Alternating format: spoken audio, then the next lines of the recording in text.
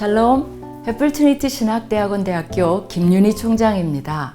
하나님의 말씀은 코로나를 이기게 하는 유일한 백신입니다. 6월에도 주만나 큐티를 통해 하나님의 말씀을 깊이 경험하시는 여러분들 되셨으면 좋겠습니다. 큐티하는 당신이 하나님의 뷰티입니다. 할렐루야. 성도 여러분 반갑습니다. 주만나 디렉터 금경현 목사입니다. 코로나가 우리 삶을 완전히 바꾸어 놓은 지도 벌써 1년하고도 반년이 됐네요. 언제나 이 코로나 팬데믹이 끝나려나 노심초사하는 분들이 많을 텐데요. 확실한 건 이 모든 절망을 종결 지으실 분은 오직 하나님 한 분밖에 없다는 거죠. 비록 어둡고 어려운 길이지만 우리가 오늘을 살아낼 수 있는 건 하나님이 우리와 함께 계시기 때문입니다. 6월 한 달도 우리를 놓지 않으시는 하나님과 동행하시기를 바랍니다. 역사책에 등장하는 다산 정약용 선생님 잘 아시죠? 우리가 잘 아는 목민심서를 저술한 분인데요. 정약용 선생님이 유배지에 있을 때 주변의 요청을 받고 아이들을 가르치게 되었다고 해요. 이때 황상이라고 이름하는 한 아이를 만나게 되었는데요. 이 황상이라는 아이는 다른 아이들과 비교할 때 굉장히 배움이 더딘 친구였어요. 그래서 하루는 선생님께 이런 말씀을 드렸죠. 선생님, 저는 결점이 많습니다. 저는 머리도 나쁘고요. 앞뒤가 꽉 막혔고 분별력도 부족합니다. 자기의 부족함을 인정한 거예요. 그랬더니 정약용 선생님이 뭐라 그랬을까요? 그래, 너는 안 되겠으니까 그만 하산해. 그랬을까요? 아니요. 정약용 선생님이 이렇게 말했대요. 황상아, 공부하는 사람은 꼭 3가지 결점을 가지게 되는데 너는 그게 하나도 없어. 참 신기하죠? 단점 투성인데 왜 정약용 선생님이 이렇게 얘기했을까요? 황상이 갖고 있지 않았던 결점은 뭘까요? 그 3가지 중에 저는 오늘 첫 번째를 여러분들과 나누고 싶은데요. 정약용 선생님이 이렇게 말했다고 합니다. 볼까요? 민첩해서 빨리 외우는 거란다. 이런 사람은 한 번만 읽고 바로 외우지. 그런데 문제는 자기 머리만 믿고 대충 넘어간다는 거야. 그래서 완전히 자기 것으로 만들지 못하게 마련이지. 맞아요. 민첩하게 빨리 습득하는 게 장점이 될 수도 있지만 어떤 측면에서는 독이 될 수 있죠.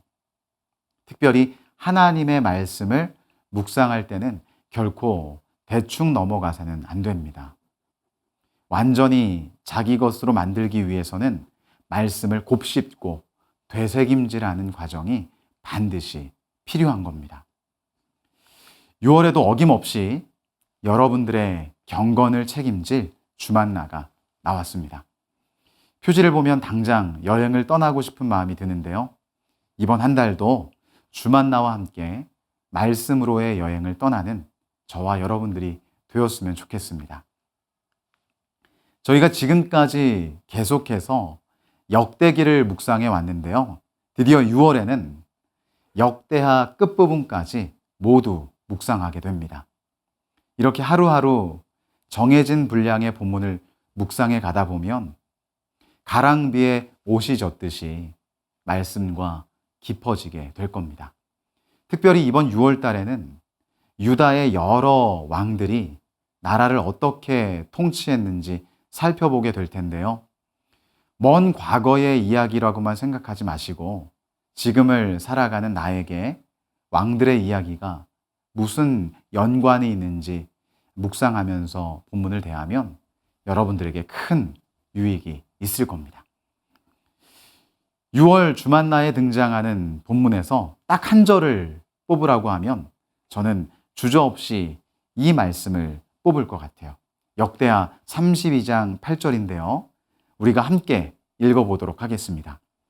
우리와 함께 하시는 이는 우리의 하나님 여호와시라. 반드시 우리를 도우시고 우리를 대신하여 싸우시리라. 아멘. 아수르가 침공해 왔을 때 히스기야가 백성들을 위로하며 선포한 말씀인데요. 수많은 위기 속에서 살아가는 우리에게도 너무나 중요한 말씀이죠. 말씀의 포인트는 이렇습니다. 아수르보다 크신 하나님이 우리와 함께 하신다는 거예요. 뿐만 아니라 우리와 함께 하시는 하나님은 매 순간 우리를 돕고 계시죠. 어떻게 돕고 계실까요? 우리 힘으로 이길 수 없는 적군들과의 전쟁에서 대신 싸워주시는 거예요. 이런 하나님이 우리의 아버지가 되십니다. 그러니까 우리는 어떤 상황에 직면한다 해도 두려워할 필요가 없죠. 든든함을 넘어 우리의 인생을 책임지시는 하나님이 오늘 지금 이 순간에도 우리를 대신하여 싸워주시니까요. 이번 달 주만나에 실린 김근영 목사님의 칼럼을 보면요. 김 목사님께서 장석주 시인의 대추 한 알이라는 시를 인용하셨어요. 이런 구절인데요. 대추가 저절로 붉어질 리는 없다. 저 안에 태풍 몇 개, 천둥 몇 개, 벼락 몇 개. 대추가 영그러지기까지는 태풍, 천둥, 벼락과 같은 시련의 과정을 거쳐야 한다는 말이죠. 진정한 그리스도인이 세워지는 과정도 마찬가지인 것 같아요. 그냥 되는 법이 없어요. 참된 신앙인이 되기까지는 수많은 아픔과 고난을 만나게 되는 겁니다. 우리 인생을 한번 돌아봤으면 좋겠는데요. 그동안 살아오시면서 벼랑 끝에 걸려있는 듯한 절박한 상황이 얼마나 많았습니까? 그때 우리가 할 수 있는 일이 있었나요? 없었어요. 그냥 신음할 뿐이죠. 그냥 주저앉을 뿐이에요. 그래서 이번 6월 주만나 대문글에 이런 글을 적어봤습니다. 사방이 막혀 있습니다. 물러설 수도 뚫고 나갈 수도 없습니다. 아무 소리도 아무 반응도 없습니다. 어깨를 늘어뜨린 채 주저앉습니다. 그때 세미한 음성이 들려옵니다. 내가 너를 대신하여 싸우리라. 하나님은 지금 이 순간에도 일하고 계십니다. 할렐루야. 맞아요. 우리가 벼랑 끝에 걸려있는 그 순간에도 곧 죽을 것만 같은 절박한 위기 속에서도 하나님은 우리의 구원을 위해 일하고 계세요. 저와 여러분들이 6월 주만날을 통해 우리를 대신하여 싸우시는 하나님을 만났으면 좋겠습니다. 앞서 말씀드렸듯이 우리가 6월 달에는 역대기를 모두 매듭짓게 되는데요. 특별히 6월 주만나에 수록된 본문은 역대하 18장부터 36장까지입니다. 먼저 6월 달에 묵상하게 될 본문이 어떤 구조로 되어 있는지 살펴보고요. 우리가 눈여겨봐야 할 포인트는 뭔지 알아보도록 하겠습니다. 이스라엘의 첫 번째 왕이었던 사울, 그리고 두 번째 왕이었던 다윗, 성전 건축을 했던 솔로몬을 넘어 르호보암을 만나게 되죠.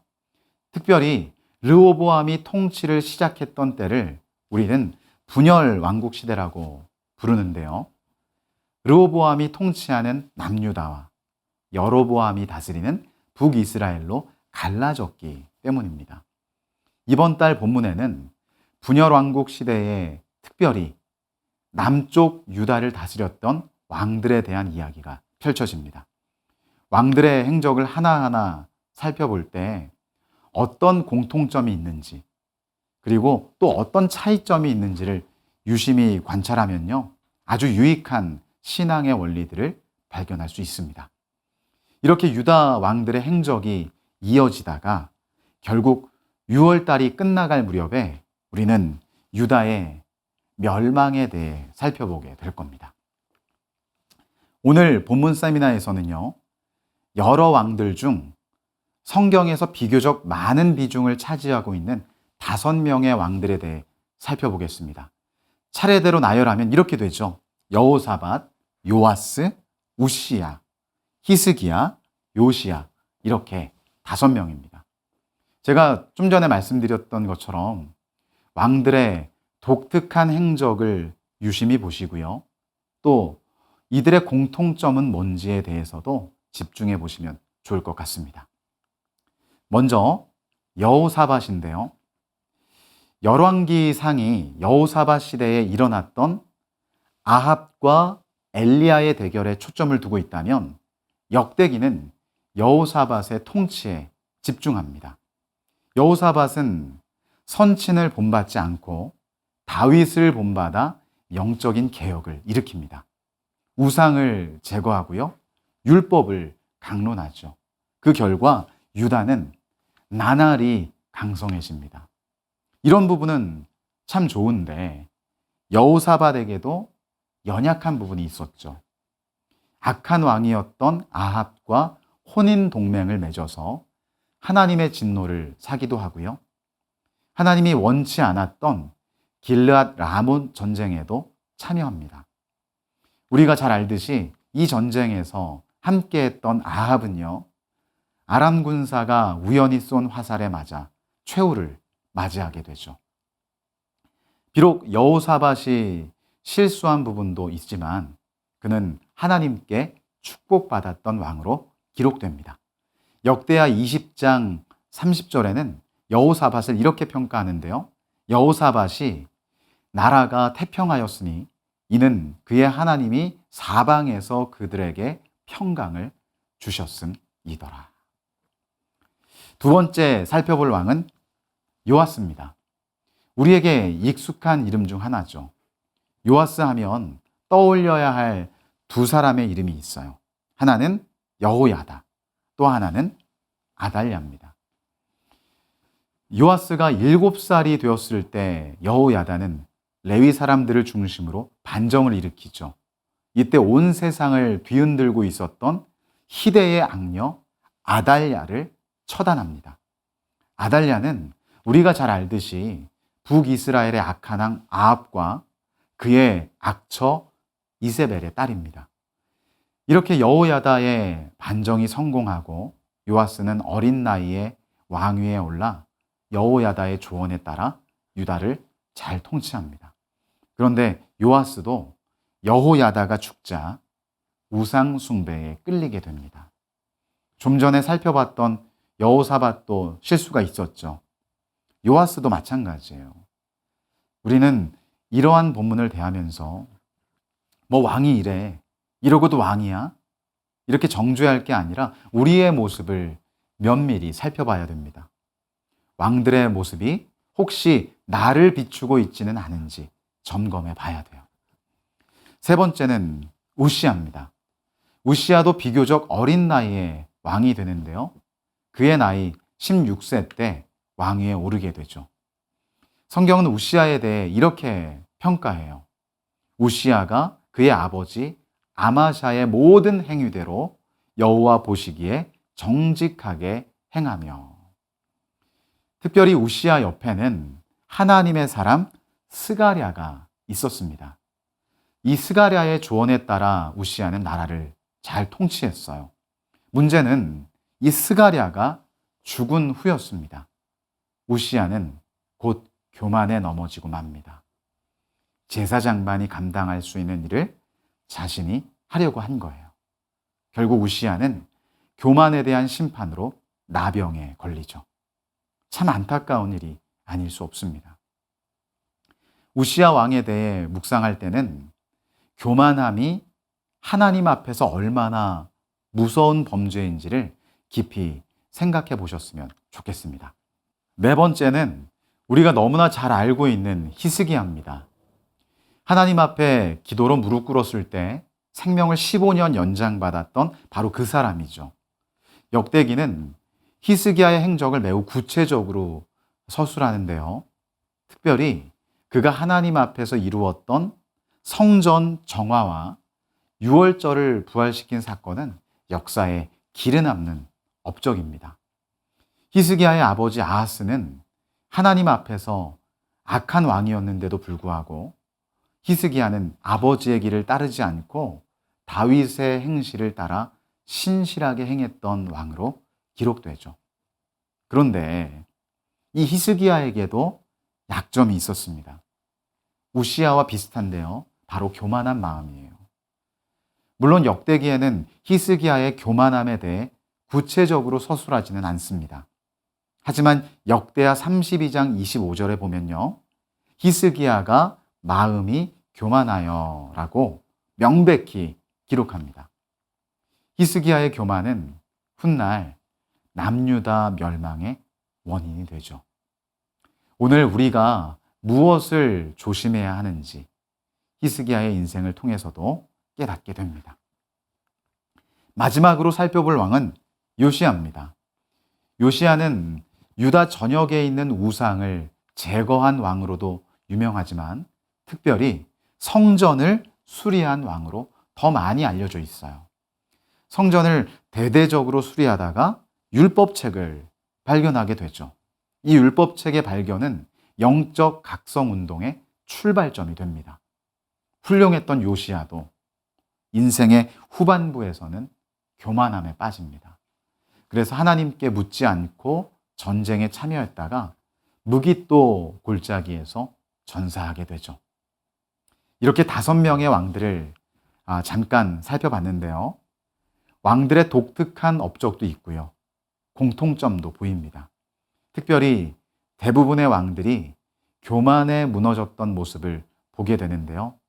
우리는 이 시점에서 한 가지 중요한 말씀을 떠올릴 수 있습니다. 잠언 16장 18절 말씀인데요. 우리 같이 한번 읽어보겠습니다. 교만은 패망의 선봉이요 거만한 마음은 넘어짐의 앞잡이니라. 이번 달에는 유다 왕들의 발자취를 더듬어 가면서 특별히 교만에 대해 깊이 묵상해 보셨으면 좋겠습니다. 자, 이제 이번 달 본문에 등장하는 5가지 핵심 메시지를 함께 살펴볼 텐데요.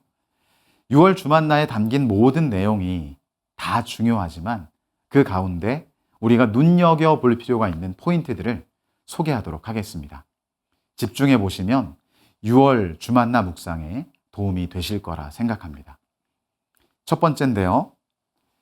함께 타이틀을 읽어보도록 하겠습니다.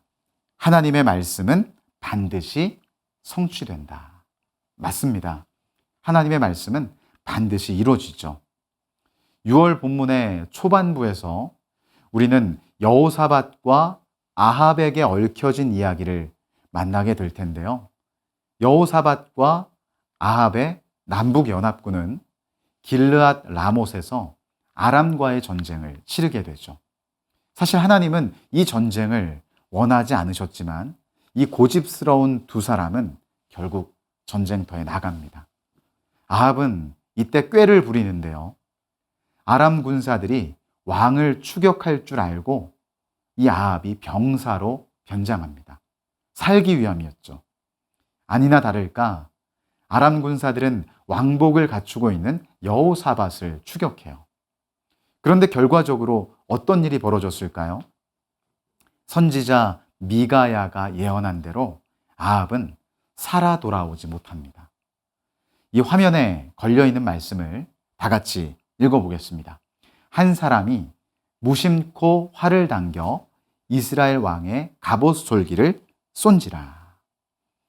아합은 아람의 한 군사가 우연히 쏜 화살에 맞아 죽임을 당합니다. 인간이 아무리 꾀를 부려도 결국 하나님의 말씀대로 모든 것이 이루어진다는 사실을 우리는 이 사건에서 다시 한번 깨닫게 되죠.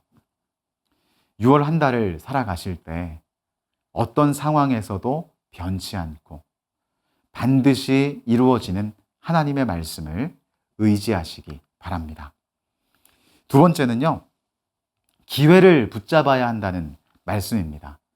좀 전에 말씀을 나눴는데요. 아합과 이세벨의 딸이 누구라 그랬죠? 아달랴입니다. 아달랴의 남편은 여호람이었고 그녀의 아들은 아하시아였어요. 아달랴의 남편과 아들의 처참한 죽음을 가장 가까이서 지켜봤던 사람이 바로 아달랴죠. 그렇다면 자신의 남편과 자신의 아들이 처참하게 죽어가는 광경을 지켜보면서 아달랴는 응당 어떻게 반응해야 됐을까요? 당연히 하나님 앞에 무릎 꿇고 회개하고 자복해야 했습니다. 남편 여호람과 아들 아하시아의 죽음은 분명히 하나님의 진노였고 심판이었으니까요. 그런데 아달랴는 깨닫지 못합니다. 남편과 아들의 처참한 죽음이 하나님이 자신에게 주신 기회임을 알지 못해요. 결국 아달랴는 남편과 아들의 길을 걷고 맙니다. 화면의 말씀을 같이 읽어볼게요. 아하시아의 어머니 아달랴가 자기의 아들이 죽은 것을 보고 일어나 유다 집의 왕국의 씨를 모두 진멸하였으나. 죄가 또 다른 죄를 낳는 안타까운 모습이죠. 성도 여러분, 우리는 어떻게 해야 될까요? 하나님이 사인을 주실 때, 하나님이 기회를 주실 때 회개하며 엎드려야 됩니다. 그 기회를 반드시 붙잡아야 돼요. 그럼 우리에게 기회의 시간은 언제일까요? 바로 지금, 바로 오늘 이 시간이 하나님이 우리에게 주신 기회예요. 오늘 본문 세미나를 통해서 이 아달랴를 보게 하신 건 하나님이 우리에게 돌아오라고 손짓하는 사인입니다. 하나님이 주신 기회를 놓치지 않는 저와 여러분들이 되시기를 소망합니다. 세 번째는요, 멘토에 관한 이야기인데요. 우리 함께 타이틀을 읽어보겠습니다. 훌륭한 신앙의 멘토를 만나야 한다.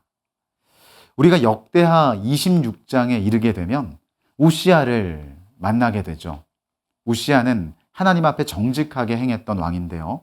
나중에는 교만함에 빠져 제사장만이 행할 수 있는 성전에서의 분향을 자신이 직접 하려고 해요.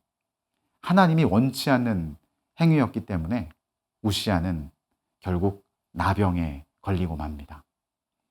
성경이 우시아의 인생을 평가하면서 굉장히 중요한 말씀을 남기는데요. 우리 같이 역대하 26장 5절을 함께 읽어보겠습니다. 하나님의 묵시를 밝히 하는 스가랴가 사는 날에 하나님을 찾았고 그가 여호와를 찾을 동안에는 하나님이 형통하게 하셨더라.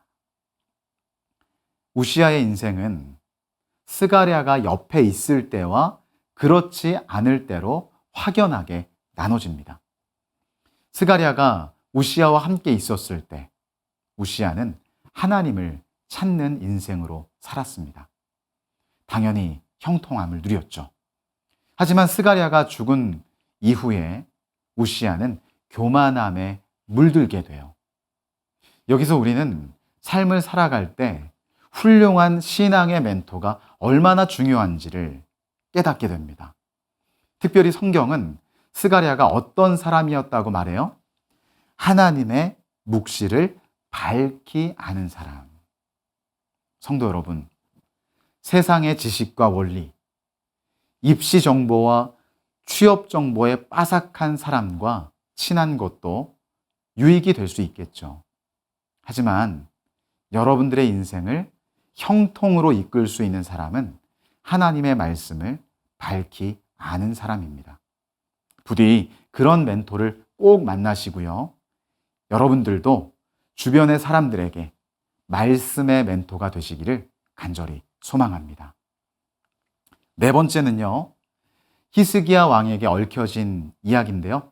타이틀은 이렇습니다. 우리 같이 한번 읽어볼까요? 진짜 부흥은 예배의 회복이다. 히스기야는 왕위에 오르자마자 성전 정화 작업을 서둘러 마무리합니다. 히스기야에게는 성전을 깨끗하게 하는 일이 가장 중요했기 때문이에요. 히스기야의 개혁은 여기서 멈추지 않는데요. 이 화면에 기록된 말씀을 한번 읽어보겠습니다. 같이 시작. 히스기야 왕이 일찍이 일어나 성읍의 귀인들을 모아 여호와의 전에 올라가서. 히스기야가 지도자 그룹들과 함께 하나님의 전에 올라간 이유가 뭘까요? 예배입니다. 하나님께 예배 드리기 위해 아침 일찍 하나님의 성전을 찾았던 거예요. 히스기야는 성전을 깨끗하게 하는 데만 그치지 않았어요. 그곳에서 마땅히 드려져야 할 예배를 회복시키고자 했죠. 우리는 히스기야의 모습에서 진짜 부흥이 무엇인지를 발견하게 됩니다. 외적으로 부피가 커지는 것이 부흥이 아니죠. 진짜 부흥은 예배의 회복을 통해 하나님을 향한 우리 심령이 뜨거워지는 겁니다. 6월 한 달 동안 예배의 회복을 통한 진짜 부흥이 저와 여러분들의 인생 속에 일어나게 되기를 간절히 바랍니다. 마지막으로 살펴볼 건 히스기야의 아들이었던 므낫세에 관한 이야기입니다. 성경은 므낫세를 이렇게 평가해요. 우리 역대하 33장 3절을 함께 읽어보겠습니다. 그의 아버지 히스기야가 헐어버린 산당을 다시 세우며. 아버지의 신앙을 따르지 않고 다시 우상 숭배를 시작한 거죠. 하나님 앞에서 악을 행했던 므낫세는 결국 아수르의 포로로 끌려가게 됩니다. 여기서 우리가 알 수 있는 영적 원리가 뭔가요? 부모의 신앙이 자녀의 신앙을 보장할 수 없다는 사실입니다. 따라서 우리는 날마다 온 가족이 하나님 말씀 안에 거할 수 있게 해달라고 간구해야 하고요. 대대로 예수님을 믿고 따르는 신앙의 명문 가문을 이루게 해달라고 기도해야 됩니다. 이제 우리는 2021년의 중반부에 와 있어요. 이번 한 달의 시간도 하나님이 함께 하시지 않으면 단 한 걸음도 뗄 수 없습니다. 그래서 우리에게는 매 순간 하나님의 은혜가 필요합니다. 6월 한 달도 언제나 하나님의 은혜를 구하며 한 걸음 한 걸음 힘차게 걸어가시기를 주님의 이름으로 간절히 축원합니다. 우리 함께 기도하시겠습니다. 하나님 아버지 감사합니다. 오늘도 6월 주만나 본문 세미나를 통하여서 유다 왕들의 행적을 이렇게 잠깐이나마 살펴볼 수 있도록 은혜 주시니 감사합니다. 우리가 6월 달에도 주만나와 함께 말씀을 묵상해 갈 때 우리의 신앙이 더욱더 깊어져 가게 하시고 특별히 하나님께서 매일매일 우리에게 말씀하시는 것이 무엇인지를 귀 기울여 들으며 그 말씀대로 살아드리는 우리의 인생이 되게 하여 주시옵소서. 특별히 유다의 많은 왕들이 교만함에 빠졌던 것처럼 우리들도 교만에 노출될 수 있는데 날마다 하나님 말씀을 듣고 보고 쓰면서 또 기도하면서 그 교만을 물리치게 하여 주시옵소서. 6월 한 달 우리의 걸음걸음에 하나님이 동행하여 주실 줄로 믿습니다. 전능하신 하나님 앞에 감사드리오며 예수님의 이름으로 기도합니다. 아멘.